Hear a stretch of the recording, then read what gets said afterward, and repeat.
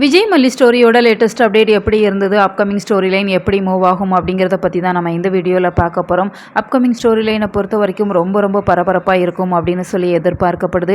ஏன்னா இந்த ரேணுகா ஒரிஜினல் இல்லை அப்படிங்கிறத மனோகர் ஆணித்தனமாக நம்புகிறாங்க. அப்படிங்கிறதால இப்போ ரேணுகா மனோகரோட ஃபோன் எடுத்து பேசிகிட்டு இருக்கிறாங்க. இதை அவங்க பார்த்துடுறாங்க. நைட் டைமில் ரேணுகா யார்கிட்ட கால் பண்ணி பேசிகிட்டு இருக்கிறா, இதை கண்டுபிடிச்சே ஆகணும் அப்படிங்கிற மாதிரி அவங்கள கையும் களவுமாக பிடிச்சிடுறாங்க. இப்போ ரேணுகாவுமே கடவுள்கிட்ட பேசுகிறேன் அப்படிங்கிற மாதிரி ரொம்பவே ஃபன்னாக பேசி அதை முடிச்சிடுறாங்க.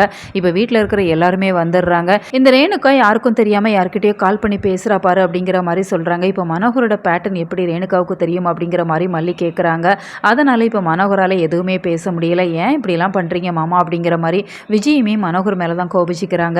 ரேணுகா கையில் இருக்கிற ஃபோனை போட்டு உடச்சிடுறாங்க. இதனால் அந்த கலவரம் அப்படிங்கிறது ரொம்பவே ஜாலியாகவும் ஃபன்னாகவும் முடிஞ்சிடுச்சு. மனோகரை பொறுத்த வரைக்கும் கூடிய சீக்கிரம் நீ என் கையில் சிக்குவ அப்படிங்கிற மாதிரி தான் மனசுக்குள்ளே நினச்சிட்டு இருக்கிறாங்க. இப்போ ரேணுகாவை ஹாஸ்பிட்டல் கூட்டிகிட்டு போகலாம் அப்படிங்கிற மாதிரி மல்லி விஜய் 2 பேருமே கிளம்புறாங்க. அன்னபூர்ணி பெரியம்மாவுமே கிளம்புறாங்க.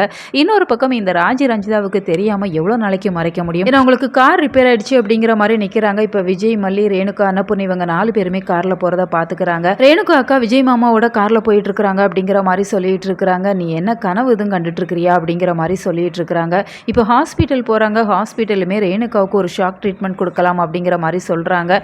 இப்போ ரேணுகா ஒரிஜினல் இல்லை அப்படிங்கிறது கொஞ்சம் நமக்குமே தெரிய வரதான் செய்யுது. ஏன்னா கையில் ஒரு கத்தியால் கட் பண்ணிக்கிறாங்க. இந்த ஷாக் ட்ரீட்மெண்ட்டில் இருந்து அவங்க எஸ்கேப் ஆகுறாங்க அப்படிங்கிற மாதிரி தான் தெரியுது.